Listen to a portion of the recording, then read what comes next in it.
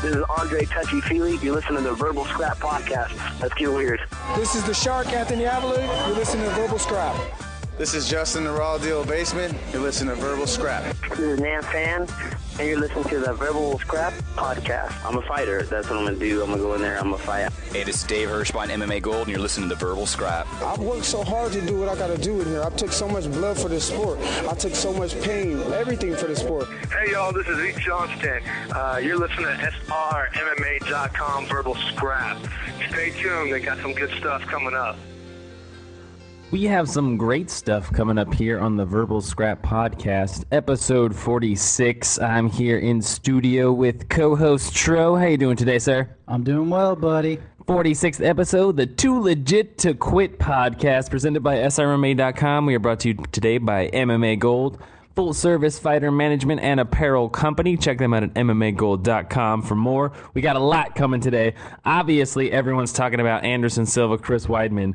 If you had one word, Tro, to pick for what you saw, what would that one word be?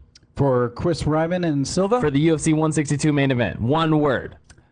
Disappointing. Disappointing. Save that word. We're going to come back. We got UFC 162 coverage. You got the Munoz-Boach fight. Swanson versus Seaver. I know you got an opinion on that one. You like that little German kickboxing spinning guy, don't you? I do, and plus I'm German, but yeah, he didn't look that great. Well, UFC 163, Aldo versus Korean Zombie preview. We'll play that for you. We were in Vegas for Fight Week. If you've been checking out SRMA.com, we want to thank all of our fans that check us out. All you guys that like us, share us, listen to us on iTunes. Follow us on Twitter at SRMA Tweets and on Facebook at Facebook.com/SRMA. I want to thank you guys and all you guys that hate on us and talk poorly of us. I really appreciate that too. It just inspires me to do more. And that's what we're going to do today on the 46th episode of the Verbal Scrap Podcast. What do you think, you're an inspirational guru? You don't Dr. Phil me after the show. you just talk poorly. You know what? You are a hater after the show. To your face. Why am I wasting my time with this? But UFC 162, Silva versus Weidman. Now, we're before the fight, coming into it. What are you thinking, expecting in this matchup, sir? I was expecting Silva to win. That's great. You heard the key analysis by co-host Shro back on the podcast. Now let's get a little bit more in depth. What exactly were you thinking that was going to play out with a guy like Chris Weidman, who brought a lot, something similar to Sonnen? I thought we were going to see what we saw in the first round, where basically Weidman took Silva down right off the bat. Silva was able to get up, took some damage doing so. And then immediately you start seeing Silva turn into sort of, the pussyfootingness. And on the last episode, I said specifically that he can't do that against Weidman, and we found out why.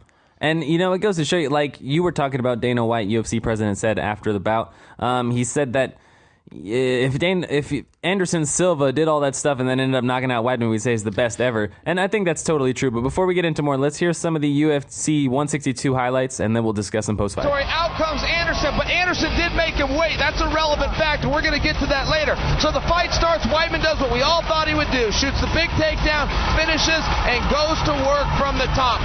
Comes back to his feet, and this was the surprise, guys. It started early on, but Weidman played Anderson's game, and ultimately, coming up in the second round, a frustrated Anderson Silva gets beat at his own game. Aside from landing these leg kicks that we see right here, he gets a little cocky, and Chris Weidman swarms him, undefeated and undisputed. And just because of broadcast restrictions, we cannot show the finish. You can, if you actually go, you could still rent UFC 162.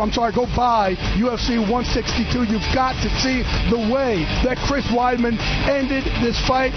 Now, we saw the way that Chris Weidman ended the fight. Let's break it down with authority a little bit. Now, what I saw in the fight was Anderson Silva coming out, and it looked like Chris Weidman was one of his most game opponents. He went in, he got the takedown, and he established two quick submission attempts that actually forced Anderson Silva to do something. He had to get out of a knee bar, and he had to get out of the heel hook. And it showed Anderson Silva early that Chris Weidman ain't playing, and he's got the ability to finish the fight. What did you see early on? That heel hook looked damn close, and maybe what we saw early on was a quick bit of panic, possibly, in Silva, and that's why he really started doing his mind game, which in the post-fight press conference, both Weidman alluding to realizing that that's what he was doing. Obviously, it pissed him off big time in the first round, but he came out in the second and was like, all right, this is what he's going to do. well, I'm going to make him eat my fist for it. Well, towards the end of the fight, or towards the end of the first round, it definitely looked like Anderson Silva had gotten into the head of Weidman. So going into the second round, what did you expect? Were you kind of expecting Anderson Silva to turn it on and finish, or were you thinking that Weidman was going to come back? I mean, what were you thinking coming in that second round? Honestly, I was a little bit kind of in awe, and I got like the that crazy fan feeling of, oh my God, we're watching Anderson do this to another person, to Weidman, who is arguably everyone's saying this is the guy that's going to beat him, and Anderson's just going to make him look like a fool and blah blah blah, and then oh, he's on the ground and it's all over. So I had that feeling going on, and I had the feeling going on that coming out in the second round, Weidman was instantly going to take him down and keep him there. So I was not expecting him to stay up and sort of play the game. Well, if you check out, you can see some of the highlights on our Facebook, facebook.com/SRMMA. You're on a 46th episode of the Verbal Scrap Podcast, the Too Legit to Quit episode with your hosts, Jaywa in studio and Shro. We're talking UFC 162. Now, the finish itself, Weidman was able to land a good shot. Anderson Silva, now, like we had kind of talked before, Anderson Silva usually does his little feints, does his stuff, but I said this time I thought he went a little bit too far. He actually closed his eyes, pretended like he was knocked out, and then when he opened his eyes, Weidman was swinging on him. What did you think about the actual the finish? Disappointing. like you asked before, it was just disappointing. And as a fan of the sport, I want to see the A game out of my main event fighters, and that wasn't Anderson's A game. So Dana White is emphatic that there's going to be a rematch. Weidman's not going to fight anyone else before Silva. So I'm looking forward to seeing that, because I know Silva in the post-fight press conference, or the post-fight interview, said, I don't want to go after the belt anymore. Well, good segue, but we have the post-fight interviews right here. So let's first hear Weidman, and then we'll get your thoughts. I am here with the new UFC middleweight champion of the world, Chris Weidman. Chris, you dreamed about this moment. You trained for this moment. Does this even feel real? This is. I felt I was destined for this, but still, it felt like a little far-fetched. I imagined doing it a million times in my head, but for it to actually happen, it still feels surreal. Thank God. The only way this could have happened is God. He's the unbeatable freaking Bruce Lee of mixed martial arts. And thank God he gave me the power to do it. No one's invincible. And hey, I just got to say all respect to Anderson Silva. I would love to do a rematch if that's what he would want to do. He was an idol of mine. I didn't like to say it during the camp, but I looked up to that guy for a long time. Now, what do you think about, not whether or not it even does happen, but would you like to see the rematch? Of course. Because then I feel like we're going to see a 100% Silva, not someone that's in there pussyfooting around with Weidman. Well, are you hoping that, that, like Silva said after the fight, that he still has a lot of fights. Would you hope that they put him right back in the title picture, or do you think that maybe he should fight another guy before they do something like that? No, I think he deserves an instant rematch because of what he's been able to do, keeping that belt for as long as he did. 7 years, man. That's quite a while. That's longer than most people have a car. True, very true. George St. Pierre had something to say about the Anderson Silva and Weidman, so let's now listen in. I watched my friend fight Anderson Silva last night. I predict Chris Weidman was going to win, but I didn't think he was going to win the way that he won. I thought he was going to win on the ground with ground and pound, or maybe some submission, and he won with a knockout, a beautiful knockout standing up. I think Silva got caught. I think Silva is still the best in the world, but he just got caught. It happened to everyone. The thing that Silva does is very good at getting into his opponent's mind. I don't think it's much of a lack of respect. I think it's more that he tried to get into his opponent's mind and play mind game with his opponent. That almost worked. It almost worked that time, but he got caught. But it doesn't mean that it was not a good strategy for him. Maybe he should not have made that much, but he just got caught. You always recognize a great champion of how they come back from a loss. And I know Silva came back from loss before and from adversity in his fight, and he's the greatest of all time for sure. I'm happy for Chris Weidman. He's my friend. His house got flooded. He has family with kid. It cannot happen to a better guy. I'm very happy for him. Now, what do you think about what George St. Pierre was saying right there, and does that put any of your thoughts in a different perspective at all? No, I mean, that he hits the nail on the head, really. Just that Silva, really, he's accepted the legend that he is. So at any given time, he can use that to his advantage by taunting his opponents and feinting and keeping his hands down, because he's got quickness for, what is he, 38, 39? For an old man, so to speak, for being in the cage, he's quick as hell, and he uses it really well. Well, here on the 46th episode of the Verbal Scrap Podcast, if you're downloading us on iTunes, we'd like to say sweet and thank you. Keep downloading us. It's free. You can also check out our RSS feed on Spreaker. Presented by SRMA.com. We got Anderson Silva's thoughts. He spoke with Joe Rogan in his post-fight interview. I thought it was really interesting what he had to say, so let's hear a little bit. I worked hard for this fight. I respect my fans in UFC, the fans here tonight. I respect USA because my big dream is working. I changed my life. I changed the life of my family because I live in the United States. I need to say thank you for Lorenzo, for Trita Brothers, for Dana White, for Joe Silva. Chris Weidman tonight is the best. He's the new champion.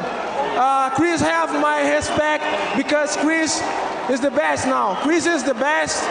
I working hard, but Chris win. Hey, people, God bless you, all the people tonight. Thank you, America, for changing my life, change my coach. I working hard. Chris is new champion. That's it. That's it.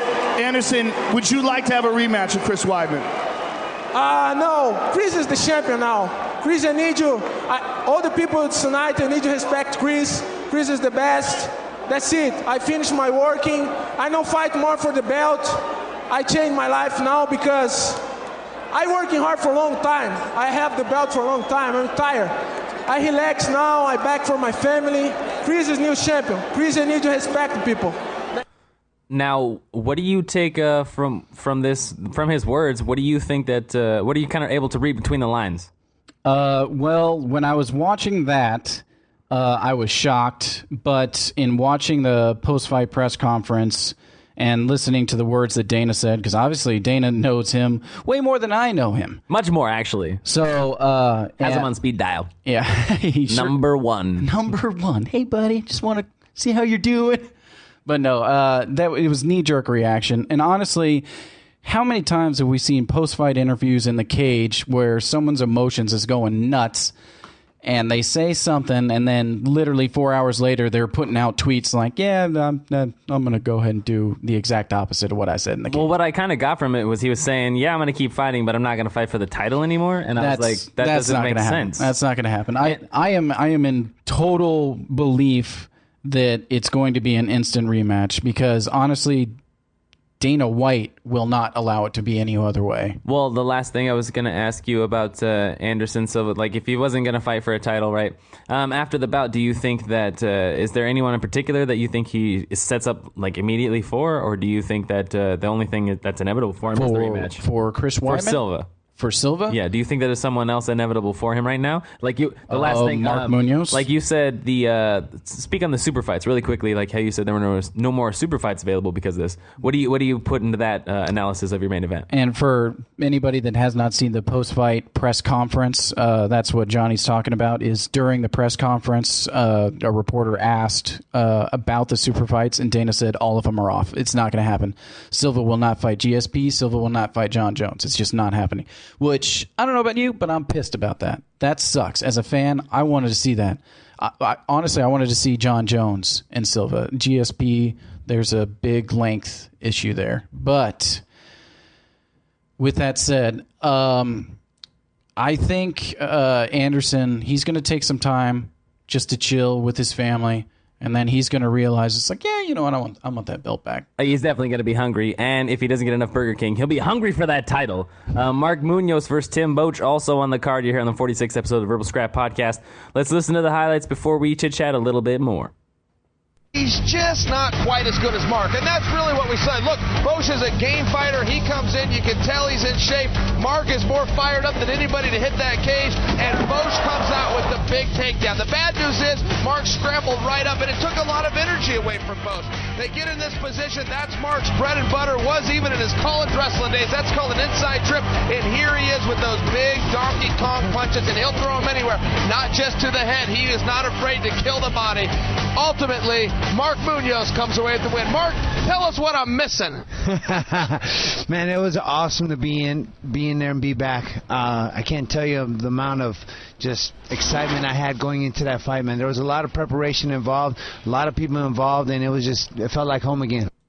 What did you think seeing Mark Munoz, compared to what you saw in the Chris Weidman fight when he got his knockout loss, and then you see him fight Boach, a guy who's pretty formidable and obviously been able to beat a lot of guys. And Boach was coming off a great performance, too. So what I saw is I'm surprised Boach hasn't reported that he has any broken ribs. Oh, yeah, good. The body shots. Oh, the high definition makes you believe in body shots. Yeah, it was so violent. No, I thought Munoz looked like a beast.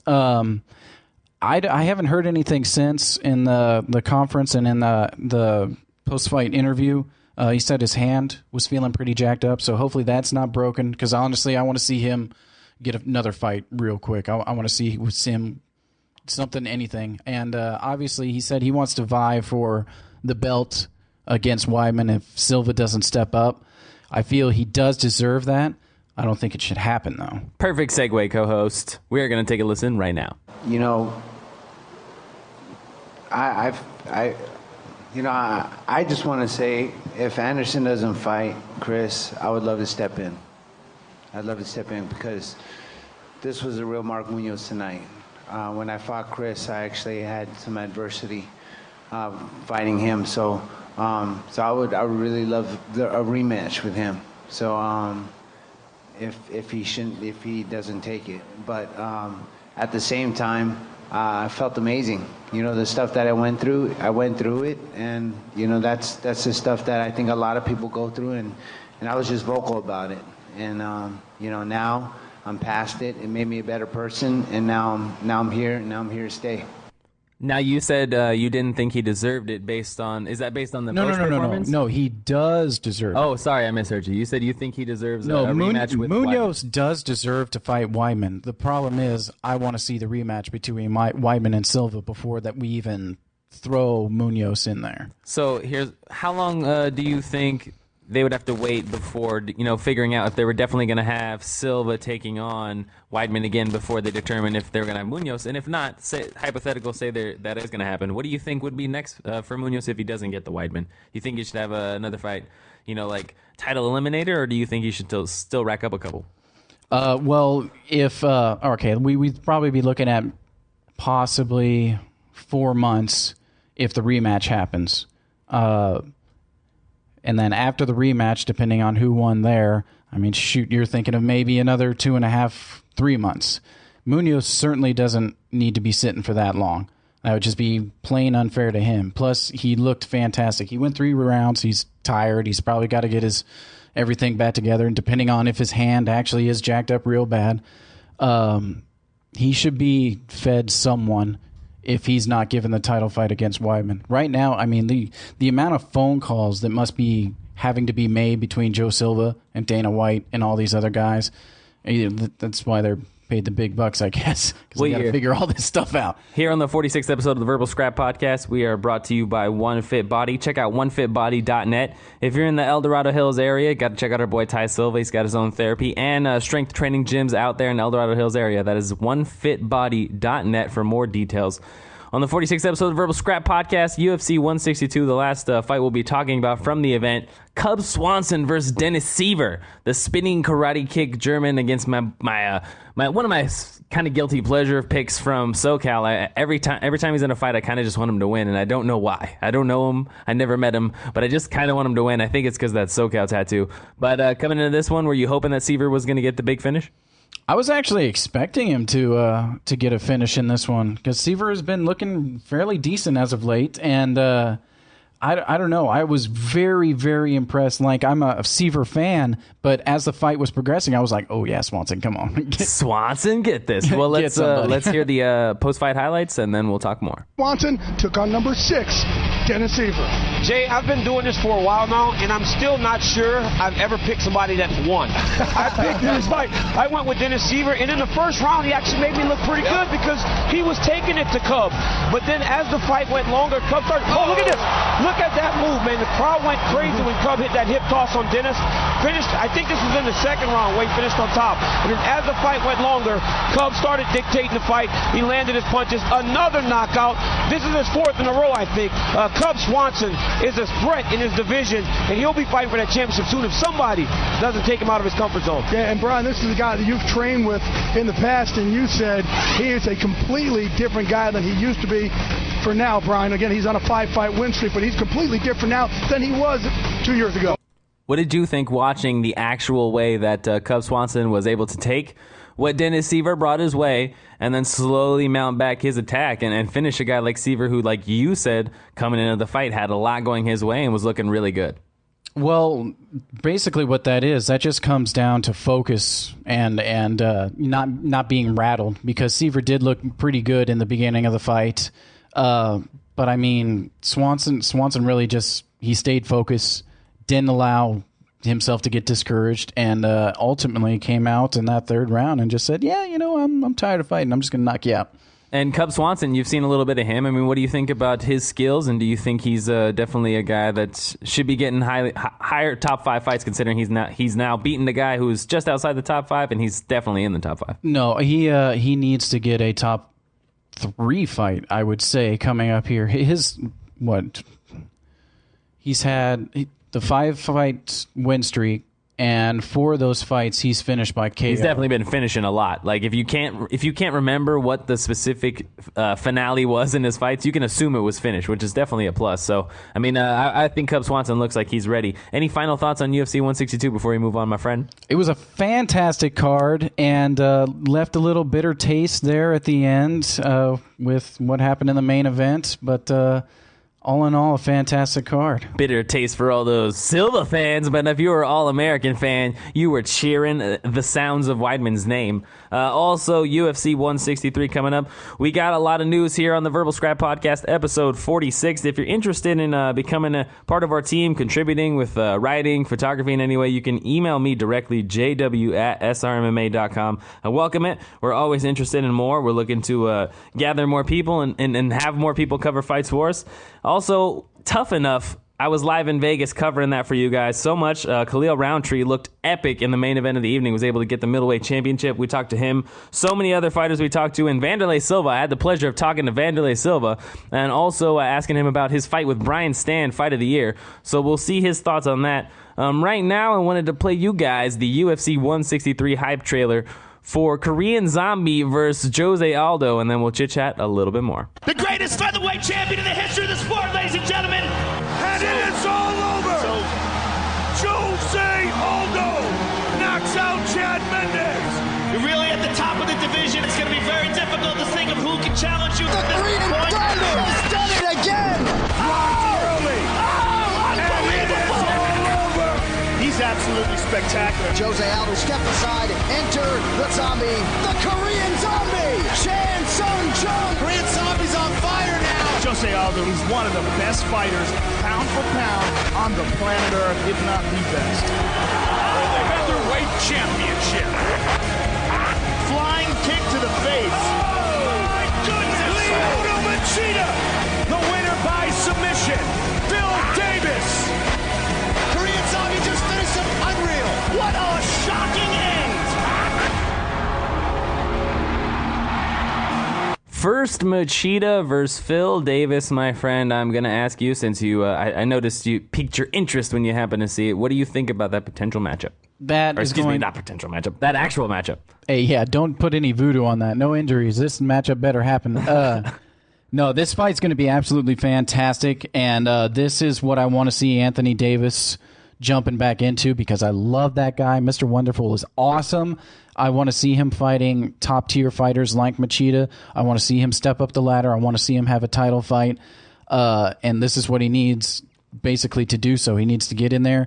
He needs to start finishing fights against these top-tier fighters. I love Machida, but I want Davis to knock him the fuck out. Well, you got some more coverage here on the Verbal Scrap Podcast, episode 46. For you guys that don't know, some local stuff from the Sacramento area. West Coast Fighting Championships on August 3rd going to be having their event. Scott Smith taking on Mark the Machine Matthews. Scott Smith, former UFC champion. You'll be able to check out SRMA.com pretty soon. We're going to have a pretty big story about this fight, especially Scott Smith. We've got a lot of good info. So if you're definitely down with our podcast, enjoying our drama-free, news-oriented podcast, then definitely check out the website for more of our coverage. Also, on that particular card, bantamweight title fight, Jeremiah Labiano versus Bernard Turner. You can find more information on SRMA.com about that. Also on the card, welterweight fight, Mikhail Venikov taking on Joey Calbayasas, and a featherweight fight, Jordan Bailey taking on Derek Formosa. I wanted to ask you about the main event. Jose Aldo, Korean Zombie. What do you think about how Aldo's been just smashing through everybody? But we had talked many, many months ago about Korean Zombie finally getting that chance. What would that be like? Now it's going down.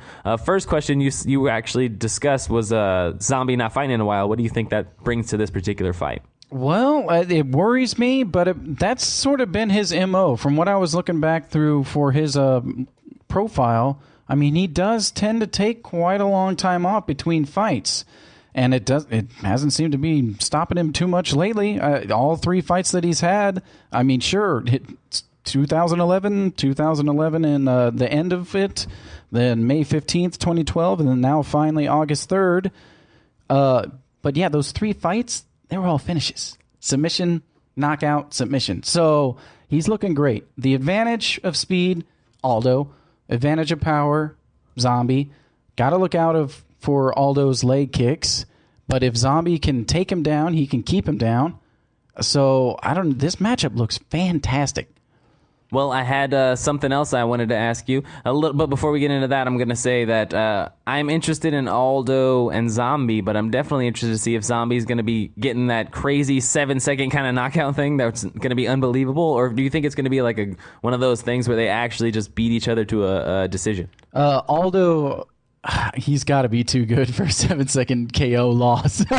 If that happens, that's going to shock everyone and probably piss Dana White off. Quick question. Who thought that Anderson Silva was going to pretend to be knocked out and get knocked out? Just saying. I'm just throwing it out there. Those hypotheticals, they happen. You can find more of that at theufc.com, and srma.com will bring you some more of that kind of stuff. Also, before we get into our musical guest, SPAZM, which I'm going to give you guys some more information about soon, the last thing I wanted to ask you about before the musical guest. Chael Sonnen, his contract's up. He's going to be having new contract negotiations with the UFC, and he made some outstanding demands. Have you heard anything about this, Shro? No, I have not. Well, let me just give you a few of these demands. You let me know what you think. Okay. Every fight that Chael Sonnen is in, one of his demands is that it must be a number 1 contender fight or a title match. And if he loses, he gets an immediate rematch until he wins. What do you think about that particular demand? Well, he can demand it. That's his right to do so. We're in America. This is a business. I suppose if you're going to be in a business negotiation, you start high. Real high. Work your way down. Well, second demand I'm going to ask you about. No media can look him in the eye or they will be removed from the room. What do you think about this particular demand? What if they take the media tags off? Then they have to sign a contract and fight, I assume. Because, I mean, you remove your media badge, so you're not necessarily media anymore. I mean, you could just be asking the guy some questions. So, do you think that Chael Sonnen should be one of those guys at the UFC kind of, last thing before we move on, they kind of sign him and make him like a permanent fixture, like a Randy Couture, Chuck Liddell kind of guy eventually? Or do you think that he's still like a Stephan Bonner feeder fighter? I mean, even not like that. Even do you think he's going to be one of the guys they put in the UFC organization, or do you think he's still kind of got to work his way towards that to be that sort of rank of legendary? I think he's going to have a fantastic broadcasting career. Fantastic. He already does have a fantastic broadcasting career. Well, let's get into our musical guest. We are going to be featuring SPAZM, Sacramento group. For you guys that don't know, they're kind of an indie experimental rock group from Sacramento. Founded a couple years ago. We're going to be playing a tune from them called Happy Accidents. It's a live version from their Harlow's event. And you can check out more of their information on Facebook /SPAZM, DERSPAZM. So let's now hear Happy Accidents.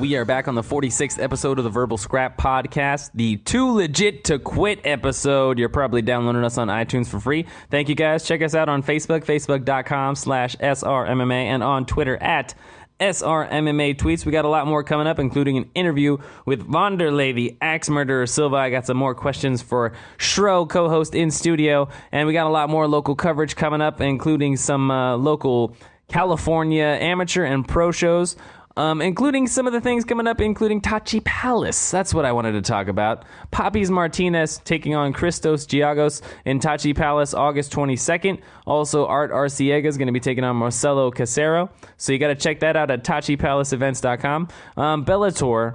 I know Bellator always puts on the epic fights. King Mo was able to come back and take on Seth Petrozelli at the most recent Bellator. The whole main event fight card, check this out, in it and knockout. What do you think about that, sir? All 4 fights. TKO, TKO, TKO, knockout. That is a fight card that American fans would love. Yeah, well, yeah, that's true. Stand them up. Stand them up. And they did. They knocked each other out. So let's hear all the highlights.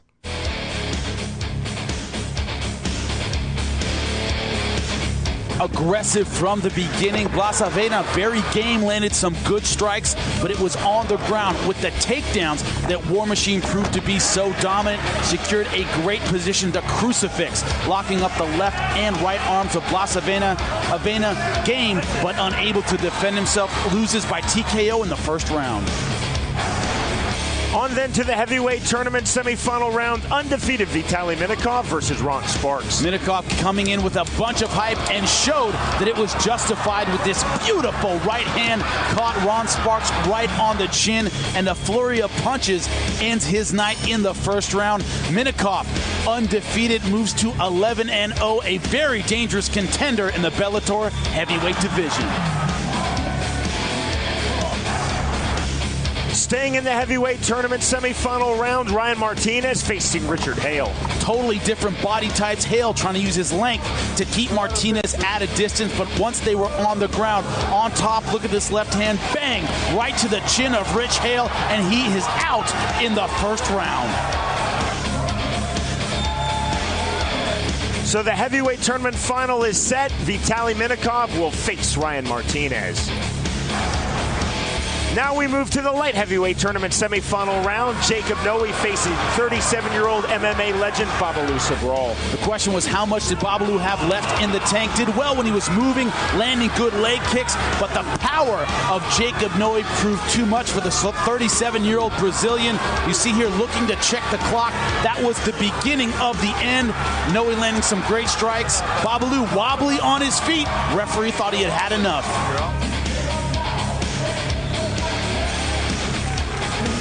The end, Babalu retiring officially with a ceremony in the cage to a standing ovation here in Bellator. And finally tonight, light heavyweight tournament semifinal number 2, Seth Petrozelli versus King Mo. The question is, would King Mo box or would he wrestle? He got a great takedown and then used his right hand here. Beautiful leaping in right hand for the ground and pound finish in the first round over Seth the Silverback Petrozelli. It was a straight KO, and it was always good to see that Bellator was rocking more knockout fights. Now, I wanted to ask you, Shro, I know you're a big ladies MMA fan. What do you think about Miesha Tate, Ronda Rousey being on television together? I actually am very excited about the new Ultimate Fighter series coming up, just because it's going to throw in a whole new dynamic, and we're going to see a new division added for the women's. And I am a little disappointed that it's Miesha Tate. I love that girl, and I know she's trained here locally. But I wanted to see Kat Zingano. I guess I don't know what the injury was, but obviously she's taken out through injury, and we're going to see Ronda Rousey, Miesha Tate too. So honestly, I'm expecting the same thing, though. You're talking about the fight itself. You're expecting the same outcome, I assume. I mean, shit. Ronda already has one of her arms. Maybe she'll go through the other one. On her mantle. What do you think about them being on? Like, if they didn't like each other, though. Now, here's one thing I do know: that girls that don't like each other don't like to be around each other. Oh my God, yeah, that's actually, I'd hate to jump on the reality series bandwagon because I make fun of it so much, but it's kind of good. It's kind of juicy. The entertainment value of having a bunch of alpha females together, to me, that is way more entertaining than a bunch of alpha males because I see that all the time. I know what to expect with alpha males, but alpha females, I mean, God.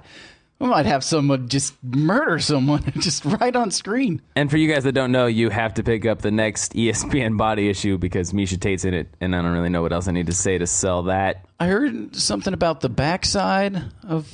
Yeah, she works out her back. Working the back. Yeah, she's definitely doing some deadlifts and stuff like that. Yeah. So you got to check that out. Shout out to Sports Illustrated for being all things amazing. So yeah, some of the local stuff you guys may not have heard of. 559 fights. Alberto Areola was able to defeat TKO Edgar Loza in the main event of the evening recently. And World Combat Series, Matthew Ramirez was able to win a unanimous decision over Brian Wilkinson. Luis Vargas was able to submit Richard Parra, and Cynthia Calvillo was able to take on Kathy Solarizano and defeat her for the title. For you guys that don't know what we got coming up, we still got Brian Stan versus Wanderlei Silva highlights because we were talking to Wanderlei about that fight of the year potential. We are also going to be talking about Tough Enough. I was able to cover that part of UFC Fight Week in Las Vegas. And first, I wanted to get to the UFC quick picks. What I'm going to do, Shro, here's what we're going to do. Let me set up the rules for you. I'm going to give you 5 fights. You're going to give me who's going to win first.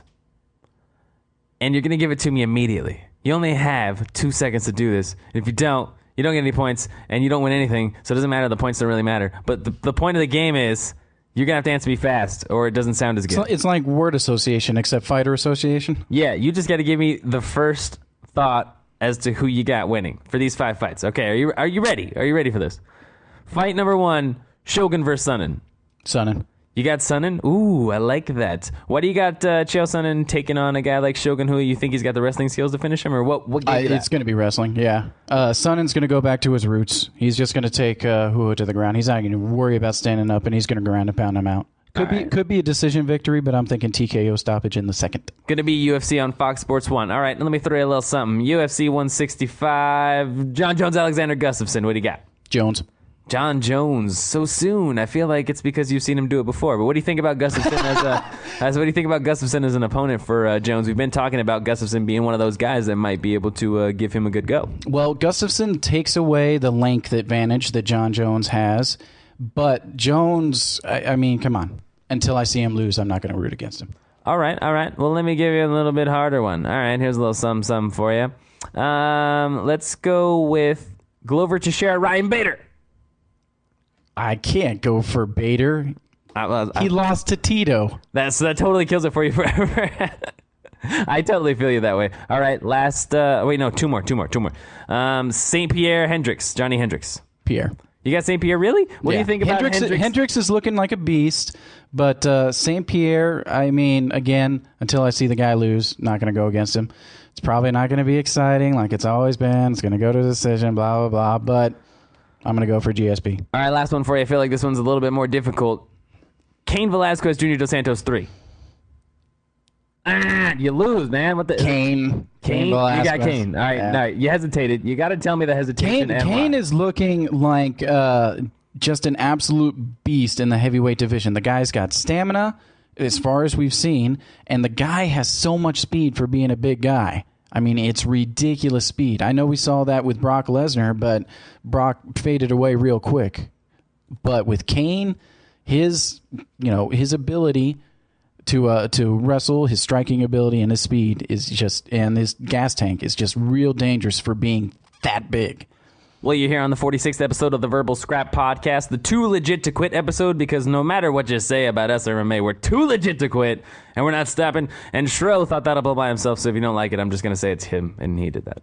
So yeah, here. If you're interested in checking out more, you can download us on iTunes for free. Verbal Scrap Podcast. Check out our RSS feed. We're brought to you by Lana's Egg Whites. Check out Lana'sEggWhites.com for more information about their supplements for training. They sponsor everyone from pro athletes to bodybuilders and everything in between. If you're interested in cutting weight and doing it right, check out Tough Enough. I was able to cover that. Shout out to those guys. Thank you so much for having us there. It was a pleasure. It was at South Point, a casino in Las Vegas, Nevada. Some of the people we were able to talk to, we got the pre-fight interviews between Brenna Larkin taking on Carrie Lichvaner.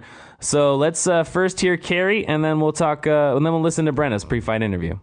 This is JY from SRMA.com. We're here at Tough Weigh-In. We're talking to Carrie Lichtenvollner, who's going to be fighting tomorrow. Knowing that it's going to be a title fight, have you been doing anything differently for this preparation?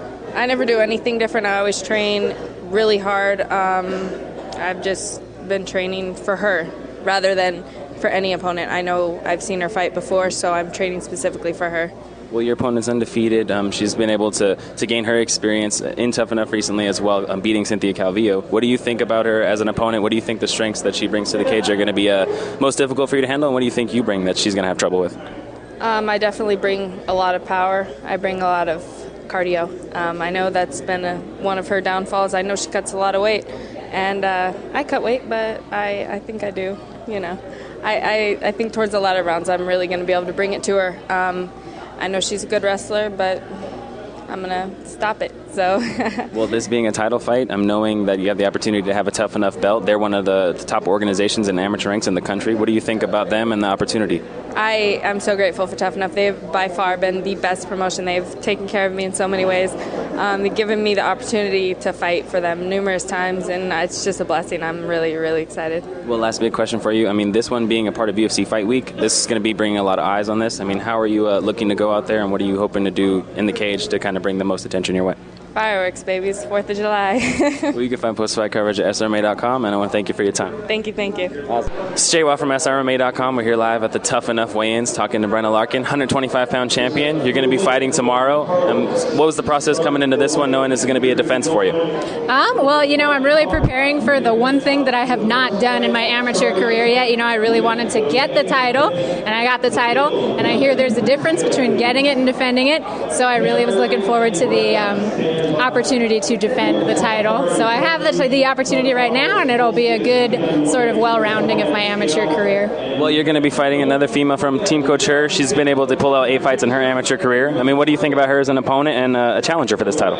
I think she's going to be super tough. I've never had a fight that has gone easy, especially a Tough Enough. So, I'm ready for whatever is going to come at me. Well, you recently took on Cynthia Calvillo. Like you said, you haven't had a super easy fight. I mean, what do you think about her as an opponent, and what do you think about how the fight went overall for you? Oh, man, I thought Cynthia was probably the toughest chick that I've ever fought to date, so it felt like a real championship fight. And when I got that belt, I knew that I had really, really deserved it because I had beat another champion to get it. So it really made me feel good about, what I had done, and helps me prepare for what I am going to do because I know what I have done already. Well, I only have 2 more quick things for you. This particular event's part of UFC Fight Week. UFC recently recognized Tough Enough as one of the top amateur organizations in the country. What do you think about what Tough Enough does as far as bringing eyes your way and people, noticing your name more often? Tough Enough is fantastic for that kind of stuff. I can't say enough good about them. Personally, as a fighter, I just don't think about it at all, though. I mean, when I go in there, it doesn't matter who's watching or not watching. Some chick is going to try to kill me. So, that's what I have to deal with, and that's really all I think about. Well, last thing before we let you go, do you have any thanks or shout-outs? My sponsor, Fighter Girls, my boxing coach, Valdez at Old School Boxing, Ed West, my fiance and main trainer, corner partner, etc., Joey Rivera, Apex MMA, Mercedes White, millions of people I'm forgetting right now. Well, you can find more post-fight coverage at SRMA.com, and I want to thank you for your time and wish you the best of luck. Hey, thank you very much. Back on the 46th episode of the Verbal Scrap Podcast, Brenna Larkin was able to stay undefeated, 6-0, win by unanimous decision, and maintain her championship status in the Tough Enough organization. Full fight coverage at SRMA.com. You'll probably be able to check that out by the time this is posted. So check that out at SRMA. Go to Fight Rotation tab if you want all our post-fight coverage. Also on the card, we were able to talk to Ryan Freeman after the bout. Freeman of Syndicate MMA in Las Vegas defeated Juan Solis by rear naked choke in round 2. I was able to catch up with him post-fight, so let's hear Ryan. Ryan. It's Jay Watt from SRMA.com. We're here live at the Tough Enough post-fight with the victorious Ryan Freeman. I mean, what did you think about the fight, the way it went down, and the way you were able to get the victory?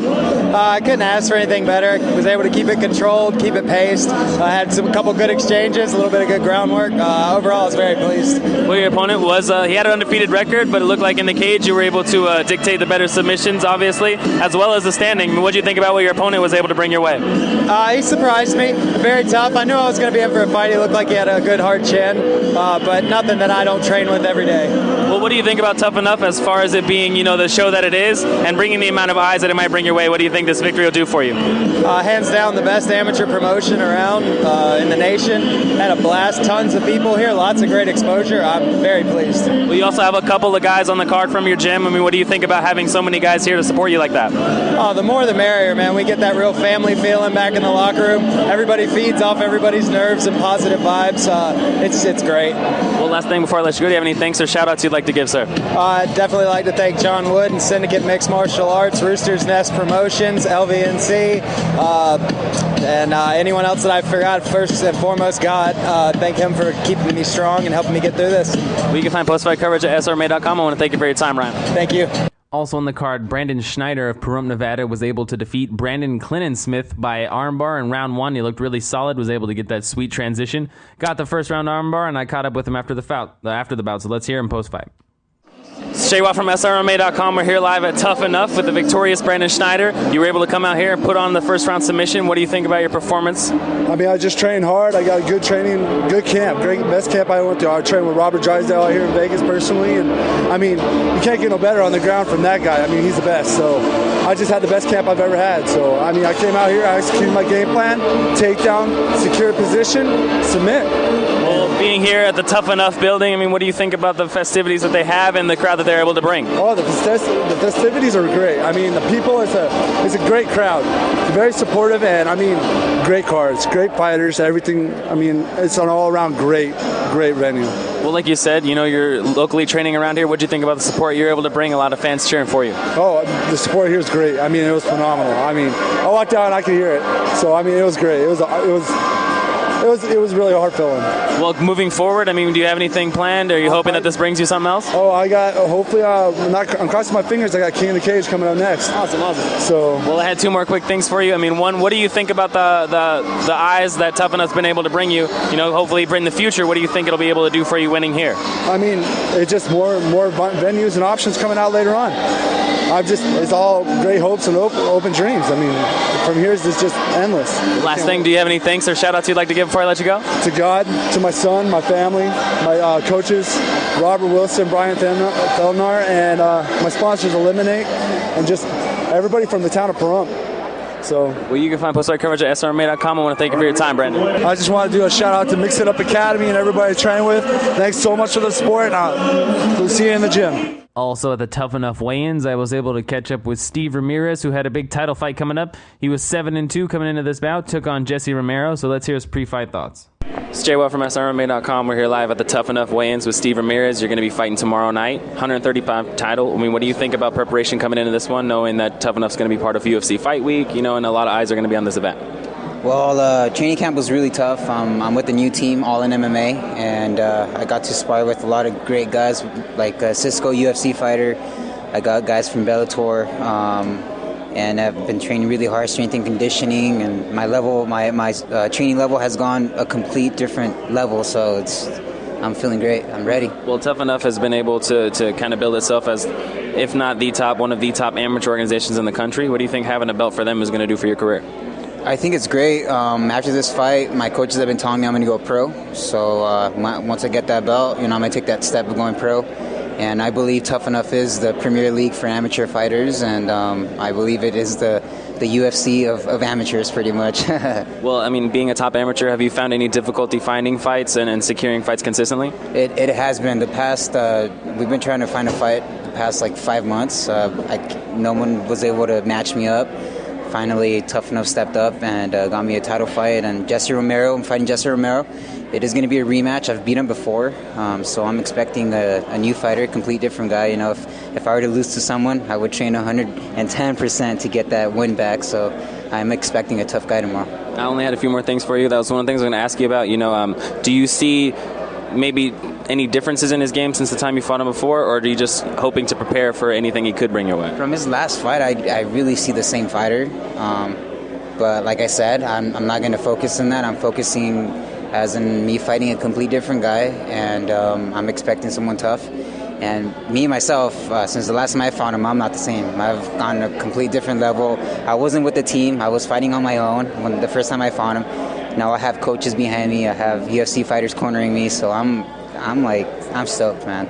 Well, last big question before I let you go. Everybody wants to get a win, win, lose, decision, whatever it is.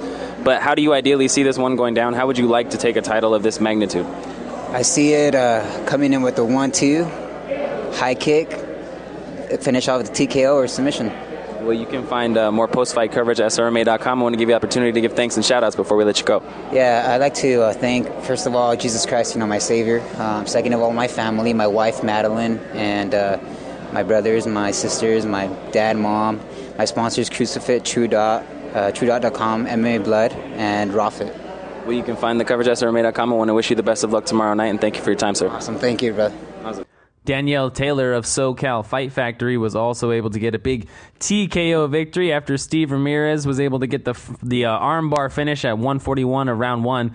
Danielle Taylor was also able to get her TKO 155 of round 1. I was able to catch up with her after the bout, so let's hear Miss Taylor. It's Jay Watt from SRMA.com. We're here live at Tough Enough post-fight with the victorious Danielle Taylor. I mean, what do you think about the fight after you've been able to take some time and breathe a little? I felt pretty good after the fight. I felt more relaxed that it was done.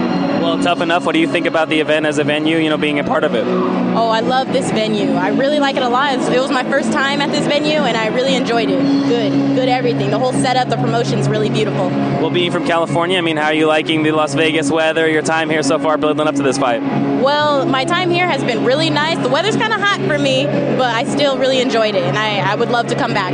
Well, about the fight itself, you were taking on an opponent from Wanderlei Silva's gym. You were able to get the finish right before the bell rang. What did you think about what you were able to do in there?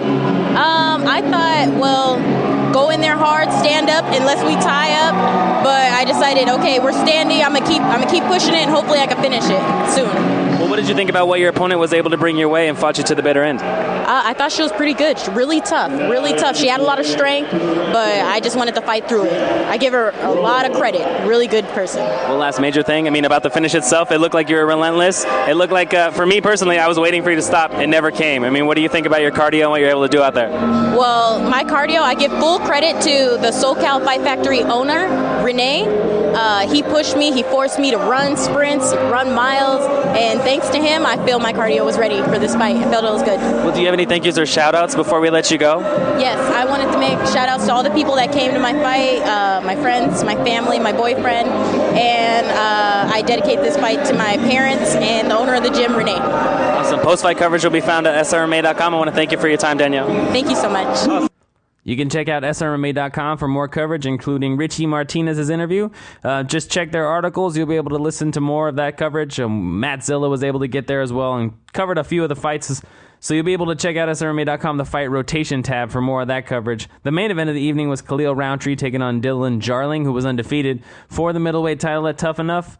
He was able to get a first-round KO, and I was able to catch up with Mr. Roundtree of One Fight Team after the bout, so let's hear his thoughts. It's Jay Watt from SRMA.com. We're here live at Tough Enough post-fight with the new middleweight champion, Khalil ROUNTRee. What do you think now that you have some time to soak it in, enjoy it with your team? Man, it feels great, man. I worked really hard for this, and, the time came, and now that it's here, I feel so grateful, man, so thankful for everything, and definitely ready for what's next. Well, a lot of people were highly touting your opponent coming into this. what did you think of him and what he was able to bring your way? To me, he was the strongest person that I knew that I was going to fight, so I trained really hard for him. I was really thankful to fight him, and everything turned out the way it was supposed to, man. Well, being with Wanderlei Silva's fight team, what did it mean to you to have the support of a lot of team members and fans here? They mean everything to me, man. Without them, I wouldn't be as skilled as I am. So my hat goes off to them 100%. Well, two more quick things for you. What did you think about the finish itself? You were able to get the straight KO. That had to be satisfying. Yeah, definitely. I wanted to land one more punch when he was on the ground, but I didn't get to. But maybe next time something like that will happen for me. Well, last big thing, Tough Enough being part of UFC Fight Week for the first time. A lot of eyes are going to be looking your way now, being the main event winner and a champion. What do you think about that? Man, I think it's great. I think it's amazing, and I believe God has a plan. So whatever it is, man, so be it. I'm on the right track. You have any thanks or shout outs before we let you go? Everyone who supports me, man. Patriot Contractors, Cook's Truck and Tractor, Philip Silva. Gosh, there's so many people, man. But everyone who follows me, thank you. We can find post-fight coverage at SRMA.com. I want to thank you for your time, champ. You're welcome, dude. Thank you. One of the better times of my life and journalistic career was catching up with Wanderlei Silva. I was able to speak to him about Khalil and what he thought about him maybe making a transition to the UFC in the near future, considering Tough Enough as the top amateur show in the country. And I also asked him about fighting Brian Stann, highlights. What did you think, Shro, when you saw Brian Stann, Wanderlei Silva, when they fought in that epic bout where they were knocking each other down like crazy? You know what? Actually, you asked me that. I never freaking saw it. What? I totally missed that fight. You're an idiot. Hands down, probably one of the best fights that ever been televised, and I missed the goddamn thing. Well, for you guys that don't know, Brian Stann and Wanderlei Silva went back and forth at each other, knocked each other down several times. Wanderlei Silva was eventually able to get a victory. I was able to catch up with Wandy and ask him about Khalil and that. So let's hear Mr. Silva's thoughts. JWA from SRMA.com. We're here live at Tough Enough. Post-fight, we're talking to Wanderlei Silva. I wanted to ask you first about Khalil. What did you think about his performance in the main event of the evening? Really good performance. He's one of the great fighters we have. I'm so happy with his performance. This is his third belt. Joey Silva's here. The other matchmaker is here. The guys like his style, man. I think in 2 years we have a plan to have him in UFC. He's not ready yet. We're building him. In 2 years, the guys gonna saw him in UFC for sure. Well, I wanted to ask you, you have a lot of fight members on your team here at the Tough Enough event, and Tough Enough's involved with Fight Week. What do you think about having so many guys from your gym on this card? I'm so happy. We have a lot of fighters fighting. The guys fighting good. All events around Vegas, we have all 2, 3, 4, 5 fights. And sometimes the guys talking a lot about some gym or the other gym, but you need to see how many guys the gym have, how many fighters, and the performance. We are professional in what we're doing. We give you good instruction, and see you wanna train in good gym, come into Wanderlei Silva's Academy and enjoy and make part of our gym. Well, I only had 2 more things for you. One, how's life with the gym, being so busy as you are, and still being an active fighter in the UFC? No, I'm so happy because I have my structures, I have all support from my gym, and I'm so happy because I don't spend so much time but the time cannot be there. I like to training, I like to give instruction to my coach, my fighters. Well, last question for you. A lot of people think that the fight with Brian Stann might be like fight of the year. I mean, what did you think about that matchup now that it's over and you've had so much time to look back at it? No, I'm so happy for that performance. I'm so happy for fight against him. He's a tough guy, and for sure we're gonna nominate for the fight of the year. And I hope have the better fight. And I want to win the fight of the year for sure. Well, you can find post-fight coverage at SRMA.com. Thank you for your time, Wanderlei. Thank you so much, and thank you so much for the support, guys. God bless. Back here on the Too Legit to Quit podcast with your host, JWA, and co-host Shro of SRMA.com. For you guys that are downloading us on iTunes for free or checking out our RSS feed, maybe hit us up on Twitter at SRMA Tweets or on Facebook.com/SRMA. I want to thank you guys for sharing us, liking us, tweeting us. Big shout out to all of our fans and everybody that doesn't like us. You'll learn to love us sooner or later. It's going to happen. We've been hearing about all kinds of stuff here on the 46th episode of the Verbal Scrap Podcast. If you guys are interested in advertising or sponsorship, hit up info@SRMA.com. Send them an email. You get more details. If you're interested in contributing or covering some shows, maybe working more with our website, email me personally, jw@srmma.com. Some shows you got to check out coming up. Art of War Productions, August 3rd, going to be having their Tactical Violence card. Check out AOWMMA.com for more of that information. July 27th, Central Coast Throwdown, putting on their Heavy Hitters card, ccthrowdown.com for more information as well. And in Reno, July 20th, Ultimate Reno 42. Check out ultimaterenocombat.com for more of that information. My friend Shro, you got any last things you'd like to discuss? Just to remind everybody not to miss, I would have to remind you anyway, but don't miss UFC on Fox 8, July 27th, live from Seattle. That's going to be a fantastic card, and it's free. You guys know I love stuff for free, so don't miss that card. Can't go wrong with some UFC. For you guys interested, our show is brought to you by MMAGold.com. Full-service fighter management and apparel company. If you're interested in getting involved with Verbal Scrap Podcast, email jw@srma.com. And once again, I'd like to thank all the fans for all of our shows. If you're listening to us now, you're checking out Dead Air.